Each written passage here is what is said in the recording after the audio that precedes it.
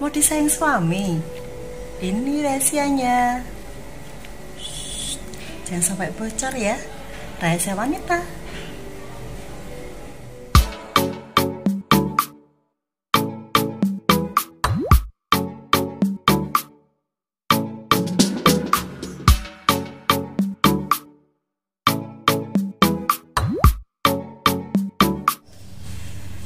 Salam Lestari. Halo Lor, kembali lagi di Dia Toblok Channel. Masih bersama saya Dia, Mas Bujo, Mas Alex Pujiwinarto. Nih di sebelah kanan ada anak cantik Dian, sama ini yang kecil imut menggemaskan Sania. Nah ini mumpung kumpul-kumpul, terus ada Dian juga Mas. Ya. Aku nanya nih sama Dian, kan kemarin tuh kita bahas soal kabut ya, waktu di Penanggungan. Nah itu kan Dian kan ikut toh? Iya, ikut Dian. Nah itu memang kayak gitu tuh ya, yang terjadi itu seperti itu. Iya, ya waktu itu kan kabutnya itu kan tebel kayak hitam Ya, gitulah. Jarak pandangnya piye? Enggak terlalu jelas gitu ya? Ya enggak jelas lah ya, kira-kira nah ya 3 meter ada ya, 3 meteran. Jarak pandangnya segitu. Jarak pandang yang jelas itu 3 meter, setelah itu juga agak hitam-hitam gitu. Terus tiba-tiba jadi terang hilang gitu loh. Lah kok bisa hilang? Ya Detrin itu, jadi setelah ada itu hilang.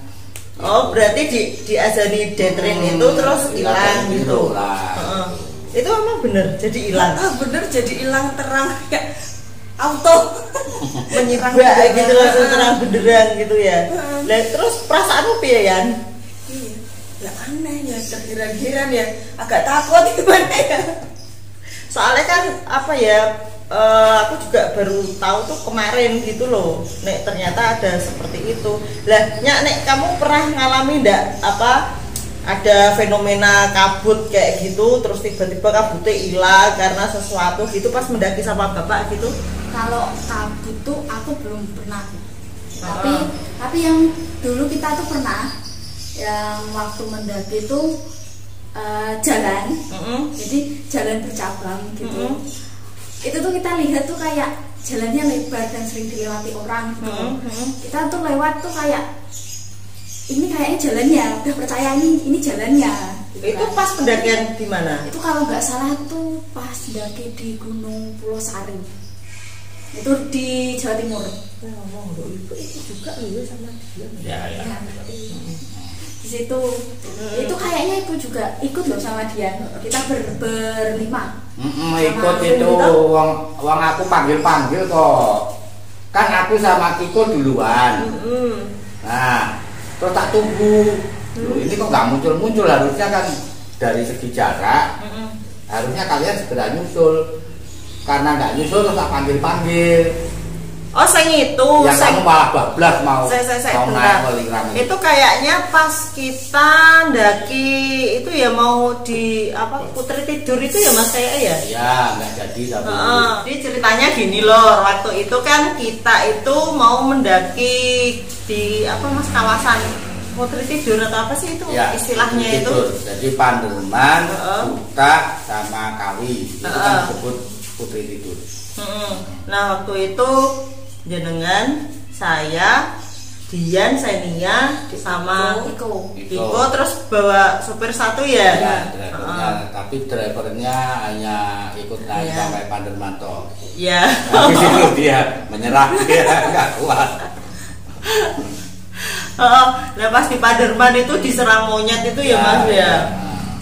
Itu tuh karena apa ya Mas ya? Mungkin karena monyetnya itu punya jadi-jadian kali Mas, soalnya gede banget loh itu monyetnya loh. Ya banyak perdebatan ya, terutama kan begini toh. Jadi Pak Agus driver kita itu kan duluan. Dia kalau ikut mendaki itu kan dia maunya yang nomor 1.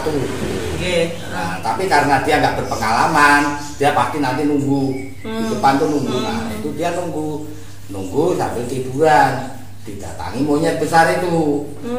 Sampai minumnya itu diambil, tapi jinak. Gitu. Dia sempat teriak-teriak dari depan, bos, itu loh bos, ada monyet gede tapi Cina apian. Gitu. Nah kan aku mendekat, ya tunggu sebentar. Begitu dengar suaraku, katanya Pak Agus itu, si monyet ini kayak jadi liar gitu. Nah dia terus naik ke pohon mencegat aku. Begitu aku mendekat, dia langsung dari atas pohon itu nyerang. Turun nyerang itu kan, makanya aku kan kayak Solo itu Pak. Itu Kiko takut banget ya. Pokoknya kalau ngeluarin apa gitu langsung direbut ya, terus auto bawa kakak sendiri. Nah yang kita heran kan si monyet ini kenapa sampai sekarang kita perdebatkan ini binatang atau binatang jadi-jadian, orang yang ambil pesugihan dan sebagainya itu kan karena kalau kita lempar kan dia bisa menghindar kayak orang yang latihan bela diri toh. Itu kan nggak masuk akal lah. Jadi dilempar sampai belasan kali nggak ada yang kena sama sekali. Yang aku paling benci itu dia setelah dia lari kalah duel kan. Nah, dia lari ke hutan, terus ternyata dia tuh masih punya dendam. Jadi aku naik ke ini. Ya, foto di batu itu batu gede itu. Bukit Batu. Kan tas itu ganggu. Tas pinggang itu aku letakkan. Aku naik. Loh, dia itu datang ambil tasku terus dia masuk lagi ke hutan. Itu tekor lor. Jadi isinya itu power bank 2. Terus batu-batu, batu buat musik itu ya, rokok, peso. Tasnya baru lagi beliin. Itu tekor beberapa juta itu. Lumayan. Dua kalau nggak salah hitung. Iya. Lumayan itu. Nah, yang lucunya itu apa? Dikasih itu loh apa? Pitbar. Nah, di sini. Jadi akhirnya konflik kita sama monyet itu kan selesainya dengan fitbar. Siapa yang ngasih fitbar dulu? Siapa ya? Di antara kalian ada toh yang ngasih ini? Aku kayaknya ya ngasih ya, soalnya kan punya Bukalapak jenengan kan gitu, punya Bukalapak gitu. Lah itu baru ngeluarin lah Bang. Kita ngeluarin tisu aja mau diambil ya kan. Nah, begitu dia makan fitbar itu mulutnya lengket ya. Ya, jadi konsen nah, makanannya. Monyet ini ketika ada monyet satu ini kan yang lain nggak datang. Ya toh? Nah, ketika dia tidak ada, monyet-monyet yang lain kan ada. Iya, di puncak. Nah, itu nggak ganggu, tapi nggak ganggu. Kalau pemikiran saya, kalau ini monyet asli, seliar apapun, itu pasti dia ada jarak. Misalnya kita mengeluarkan sesuatu, dia nyerang itu masuk akal. Lah ini enggak. Jadi Pak Agus itu sampai menyimpulkan kayaknya ini ada masalah gitu. Dendam sama jenengan. Ingat nggak Senia, waktu kita sebelum ketemu monyet itu kita ngapain? Oh, kita duduk di atas batu. Nah, ada batu besar. Di bawahnya ada sesajinya. Di bawahnya ada sesajinya. Ada bunga-bunga. Ada bunga-bunganya. Senia itu waktu mau foto sudah tanya sama aku. Ini nggak apa-apa gitu ya toh. Tanya ini nggak apa-apa Pak, nggak apa-apa, bunganya malah tak injek loh. Itu enggaknya Senia lo yang foto di situ. Nah iya, pokoknya foto bunganya tak injek-injek apa-apaan ini. Nah setelah itu kita melanjutkan perjalanan ketemu monyet misterius itu. Gede banget loh tapi itu monyetnya. Kapan-kapan kalau ketemu. Enggak, aku enggak mau. Mau ke Panderman lagi ya. Udah view-nya enggak oke, perjalanannya kayak gitu. Enggak, aku enggak mau ke sana. Jadi itu dari bawah sampai ke atas turun lagi sama sekali nggak minum, nggak makan. Iya, soalnya ya karena monyet itu. Kalau kita mau mengeluarkan makanan kita jadi khawatir kalau jangankan makanan, tisu aja direbut toh, gitu loh. Nggak worth it lah situ. Oh iya, habis itu kan kita sebenarnya mau ke Gunung Kawi itu kan. Tapi karena muternya terlalu jauh, ya, jauh. Terus kita kan balik lewat ke Watu Jengger ya. Nah, kita turun dulu. Kan itu ada persimpangan toh. Kalau kita dari base camp Panderman itu ada, kalau ke kiri berarti Panderman, ke kanan Buta. Nah, cuman kalau kita sampai pertigaan itu terus kita langsung ke Buta. Dari persimpangan itu ke puncak Butanya aja itu sudah 8 jam. Padahal kita bawa Kiko. Ya udah dikasih tahu sama orang basecampnya Ya, itu ya. jadi persediaan air pasti kurang. Makanya kita putusin ya udah kita melingkar aja ke Kawi dulu aja. Nanti logistiknya bisa ditambah. Terus mampir ke itu sebelum ke Kawi kita mampir ke Watu Jengger dulu Ya. ya. Itu ngeri loh itu perjalanannya mau menuju ke itu base campnya itu jalannya udah malam gelap, nggak ada ini nggak ada papasan sama mobil lain, kendaraan lain gitu. Itu sampai berpikir ini bener nggak sih jalannya? Kesasar nggak? Enggak, kadang-kadang aku mikir ini jalan beneran apa enggak. Tiba-tiba nanti di depan ada desa, tapi desanya primitif, terus pakai aja primitif. Ternyata bisa gaib. Bisa gaiban, bisa mumet aku. Tapi tuh ini loh, maksudnya apa ya, konyol banget karena kan kemalaman. Rumah-rumah penduduk kan juga sudah pada tutup, terus kayaknya basecampnya tuh kayak terbuka gitu ya Mas ya, kayak model gardu gitu loh, kayak gardu yang buat pos kampling gitu ya, kayak gitu ya. Terus kita diriin tenda di depan halaman rumah orang di situ. Terus sopirnya tidur di mobil, kita berempat tidur di situ.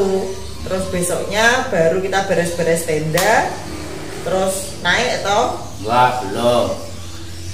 Kita, kalau kamu ya, yang paling kamu sukai kalau naik ke Bukit Watu Jengger itu apa? Durian. Ya itu, pagi kita masih sempat makan durian dulu. Itu beli satu ini loh, pulangnya kan beli sekarung itu ya, sekarung itu 100 murah-murah. berapa itu? Nggak ada 200. 120.000 apa ya? Itu kecil-kecil tapi isinya tuh banyak dan enak banget. Nah ini aku mau cerita Mas, ini pengalaman sing paling ya. Jadi pas pagi-pagi itu subuh itu kan masih sepi, perutku tuh sakit banget Mas, aku tuh mau BAB toh. Nah sebelah rumahnya orang itu yang kita diriin tenda itu kan ada musola. Nah ternyata musolanya itu gak ada WC-nya. Aku bingung tuh, ini perutku sakit banget, gak ada WC-nya piye iki. Langsung aku jalan terus sedikit tuh, lihat rumah mana yang udah kebuka, terus ada toh warung tapi belum buka Mas, tapi pintunya tuh udah kebuka gitu. Langsung aku permisi Bu, permisi. Iya Mbak, gimana Bu, mau numpang ke belakang? Aku numpang ke belakang. Untung itu aku gak kayak kakak di celana. Itu sumpah itu, wah sakit banget. Musolanya nggak ada WC-nya. Ya kayaknya desanya masih karena mungkin agak terisolir, jadi mungkin kurang. Iya, belum maju. Terus lumayan juga kita habis itu kita naik kan, nggak ini kan nggak lama juga. Nggak lama ya, dan menurutku bagus itu. Kalau mau ke Bukit Watu Jengger itu salah satu bukit yang recommended lah. Bisa untuk setidaknya kalau kita sudah sering mendaki ya anggap aja pemanasan atau bonus atau refreshing bareng keluarga. Kalau untuk pemula ya ini bagus buat latihan. Tapi medanya enggak ini kok. Medanya enggak berat. View-nya bagus. Lebih bagus Watu Jengger daripada Panderman. Jauh. Worth it lah. Nah habis itu kita baru OTW lagi ke Kawi ya Mas ya. Kita ke Kawi itu udah sore ya. Udah sampai situ tuh sore, terus kita daftar itu. Nah di warung gitu, warung depan yang itu kayak mau masuk ke Kawinya itu kan kita minum dulu di situ, tanya-tanya ya kan, tanya-tanya. Nah aku masuk Mas, itu masuk ke dalam, ke dapurnya yang punya warung itu ngobrol-ngobrol lah, nanya kalau misalnya mau sewa porter, karena kan bawa si Adio toh, kita kan juga tidak tahu medannya Kawi itu kayak gimana kan jauh gitu. kan, berarti kan karena habis dari Kawi kita mau ke kota, Ya. berarti kan air nggak mungkin kita bawa sendiri ya. Nah itu aku nanya porter. Nah bilangnya porternya itu 7 juta aja. 7 juta orangnya tuh cerita gini, kemarin tuh saya nganterin orang dari Kalimantan itu mau cari pesugihan, itu saya bawa itu juga 7 juta. Kalau turis asing malah lebih dari 7 juta. Terus aku bilang, Mas, saya tuh nggak mau cari pesugihan, Mas. Saya tuh cuma cari porter buat bawa barang, karena saya bawa anak. Nggak bisa kalau bawa barang banyak, karena kita kan dari Kawi mau ke Kuta kan gitu. Nah itu orangnya mah bilang, ya sama aja Mbak, ini mau cari pesugihan mau enggak, itu kalau saya bawa nganterin orang itu 7 juta, itu nanti barangnya juga dibawa sendiri, saya cuma bawa tas kecil. Lah ini ngapain Jel kayak gitu. Terus akhirnya kita putuskan udah nggak usah ke Kawi aja, kita langsung OTW itu kan. Males banget ya toh, udah kita nggak mau cari pesugihan. Kalau misalnya dia mau bawa udah 7 juta, nggak bawa barangnya bawa sendiri lah, pay. Mending naik gunung yang lain. Iya, 7 juta itu buat naik yang lain, ini satu keluarga ya. Nah terus habis itu kita kan mikir-mikir, nah ini baru dapat 2 gunung ini tuh gimana? Nah karena hari sudah semakin malam, kita putusin ke Pacet toh. Ke Pacet, di sana kita ngambil villa, nginep sambil berembuk ini mau kemana kan gitu. Nah di situ sarungku diminta sama Mbak Kunti. Itu kamu sudah bikin kontennya tuh itu. Ini anak-anak ini yang bingung nyariin ya sampai ke kolong-kolong, sampai ini sore tak angkat. Sampai dicari kemana-mana itu. Ternyata ada idolanya yang mengidolakan Mas Bojo ini yang ngambil ya toh. Nah itu pas di Kawi itu Mas, kita kan juga lama banget nunggu KTP kan. Iya. Karena bapaknya itu sudah pulang, udah malam. Akhirnya kan kita nyari-nyari nomor teleponnya bapak yang jaga itu. Terus baru ketemu di jalan toh, kita turun terus ketemu itu, baru ke villa cuman Pacet itu ya. Nah di situ di villa itu kan sambil makan durian ya, kita putusin, oke. Nah, kita baru dapat 2, Panderman sama Watu Cengger.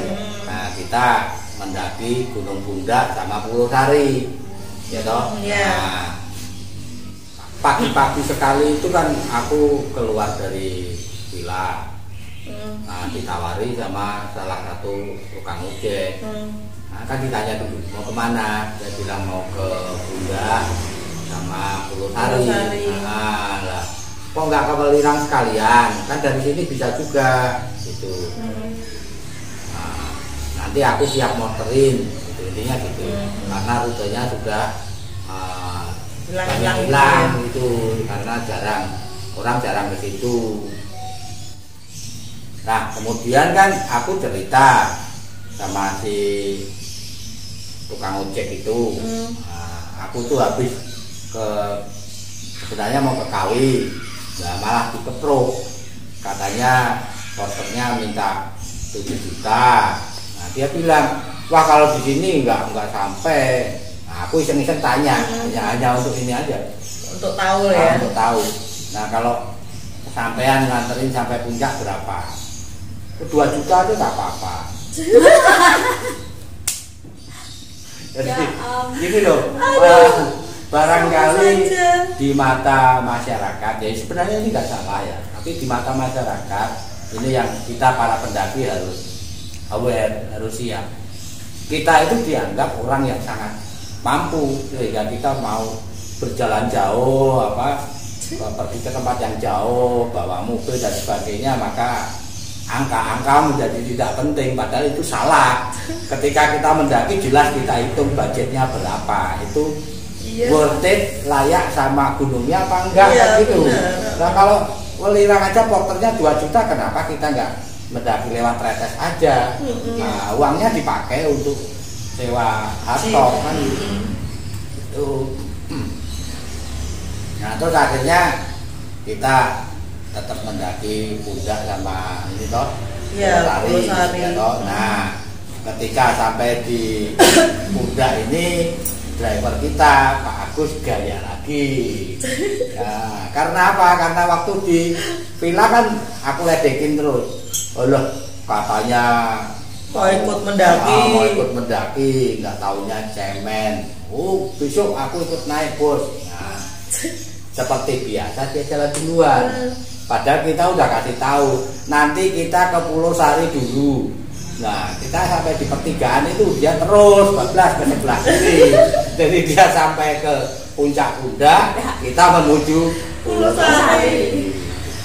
Itu kan sebenarnya yang di pertigaan itu, waktu yang ke kiri Pak Agus lewat itu sebenarnya kan udah ditutup sama bambu gitu, ditutupi agar yang ke Pulau Sari toh. Ya.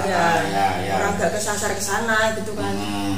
Jadi sebenarnya saat itu aku nggak tahu kalau sekarang ini sudah dibuka lagi apa belum.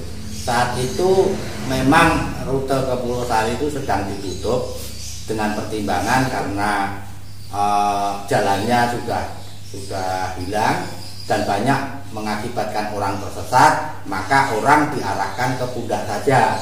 Dan kita kan waktu di base campnya kan tidak ngomong kalau mau ke Pulau Sari. Kalau kita ngomong ke Pulau Sari sudah pasti disuruh pulang, nggak boleh.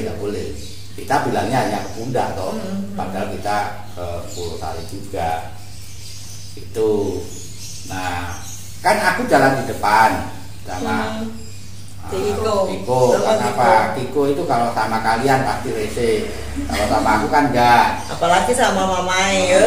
Kalau sama aku itu aku cukup bilang, karena kan dia punya pengalaman buruk sama monyet itu. Nah aku cukup bilang, kamu kalau rese tak panggilin monyet. Bapak. Nah itu cara untuk memotivasi. Asik ya no. Apa langsung anteng?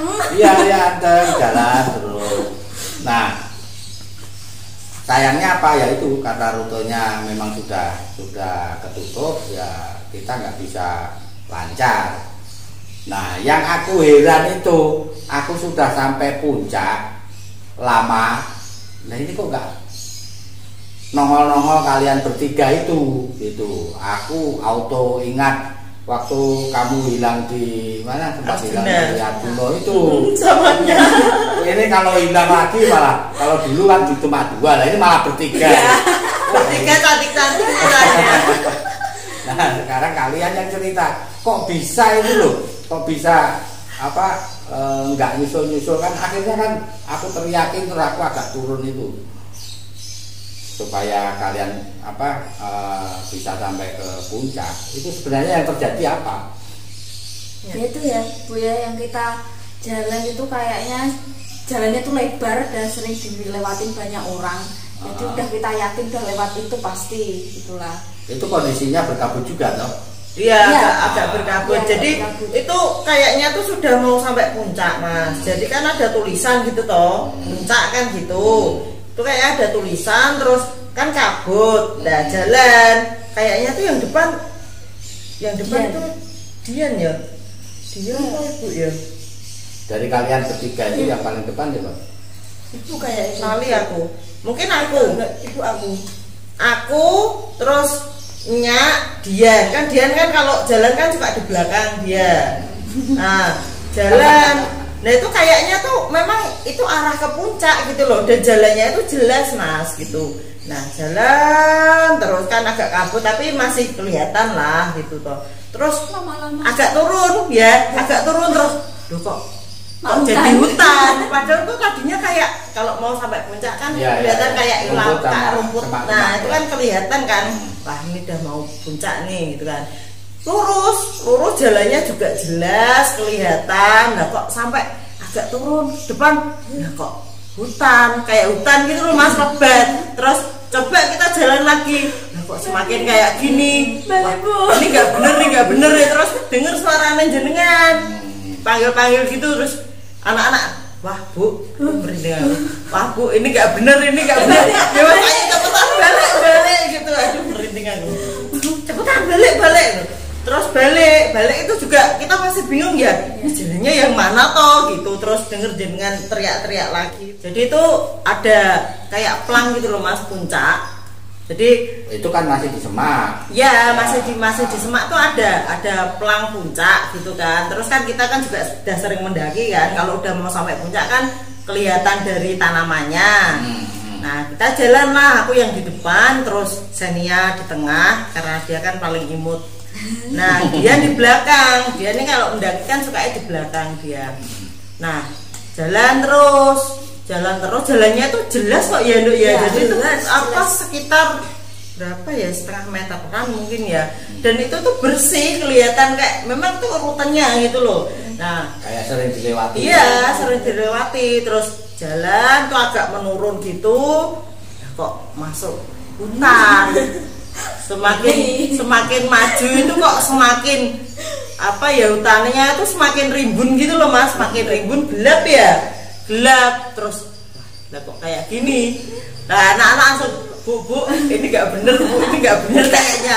Terus denger jenengan tuh teriak-teriak gitu kan, panggil kita gitu. Terus kita yuk cepetan balik gitu. Udah wes rasanya kan karu-karuan balik. Nah, pas balik itu dia tuh tengok ke belakang Mas, ya tuh ya. Iya, paling belakang. Tengok ke belakang kan.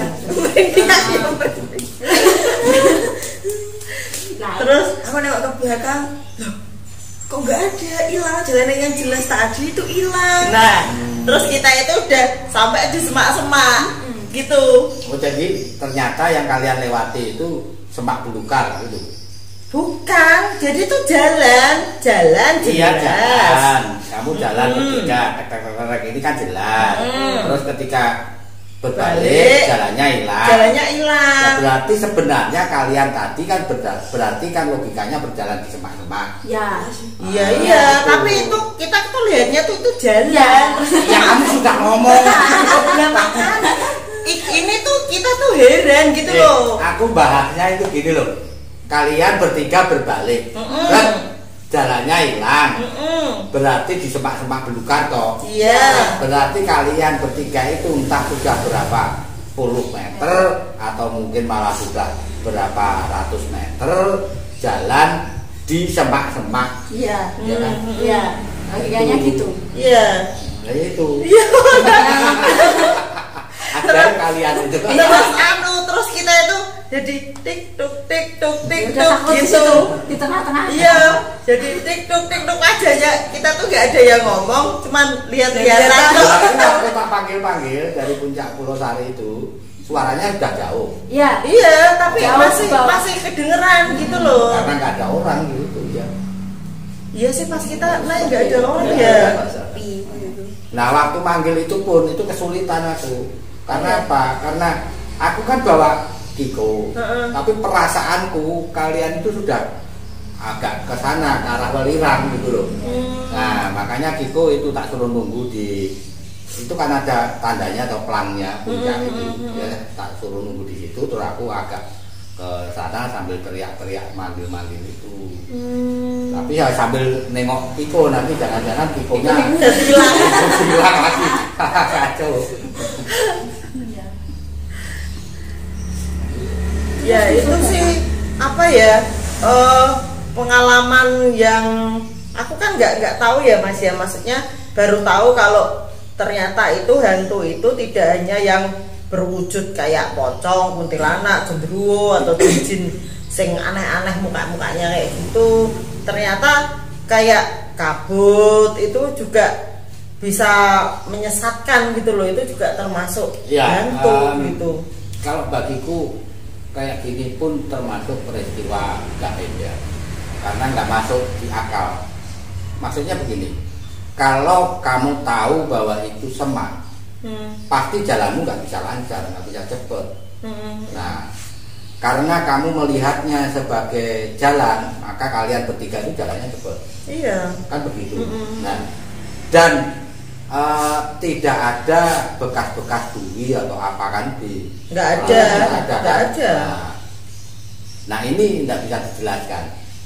Karena tidak bisa dijelaskan, ini kategorinya sudah gaib. Ini hantu. Ingat cerita ini enggak? Cerita Bendot enggak? Iya. Bendot itu kalau ditanya pengalaman gaib, enggak pernah saya lihat genderuwo apa-apa. Tapi kalau jalan, iya disesatkan berkali-kali. Disesatkan jalan itu berkali-kali. Aku juga dulu aku zaman tahun 80-an itu terutama kalau ke Ungaran. Ya kelihatan jalan, tapi nanti lulu gunungnya di sana kok ini ke sana, kok terus. Begitu balik jalan ini hilang. Gitu. Jadi itu termasuk fenomena mistik juga. Ya, kalau aku ya kategorinya itu hantu. Mungkin itu karena sihir atau apa gitu ya. Tapi penjelasan ilmiahnya ini agak lebih sulit. Kalau sendirian bisa disimpulkan itu halusinasi. Nah, tapi bisa nggak halusinasi terjadi pada saat yang sama pada tiga orang? Iya. Nah, tapi untungnya ini ya Mas, maksudnya gini loh. Untungnya kita itu masih mendengar jenengan panggil gitu loh Mas. Ya soalnya kan aku satu-satunya cowok kan. Iko kan cewek. Itu kalau Iko kan nggak tak ceritain. Iko kalau diceritain ini kayaknya mamahmu hilang gitu ya. Tapi aku merasa wah ini nggak beres karena dari hitungan waktu. Ketika aku tinggalkan aku sambil menghitung ini aku nunggu kira-kira berapa menit ya. Itu sudah melebihi gitu. Sudah lama aku nunggunya. Ada kalau 1/4 jam harusnya sudah nyampe loh, kok nggak nyampe. Itu kalau kita nggak nyadarin mungkin bablas terus gitu. Iya, bablas terus. Bisa-bisa kita masuk ke desa gaib yang ada di situ. Hilang dah. Wah, nggak pulang dong kita. Itu berarti kamu menuju ke arah Welirang. Itu sudah lerengnya Welirang. Jadi ini Welirang, ini Pulau Sari, pundaknya di sini. Nah, ini aku di sini, kamu sampai di sini. Makanya menurun dulu ya. Iya, turun dulu kan. Iya, makanya menurun dulu. Turun terus masuk hutan toh. Ya ini tadi cerita pengalaman kita waktu kita mendaki di Panderman, Bukit Watu Jengger, Pundak dan Pulau Sari. Jadi memang ternyata hantu itu tidak hanya yang bersosok. Nah, ternyata jalan menyesatkan itu juga termasuk hantu. Lo itu bisa membayangkan lo itu lo. Gitu. Itu awal, bisa jadi awal bencana.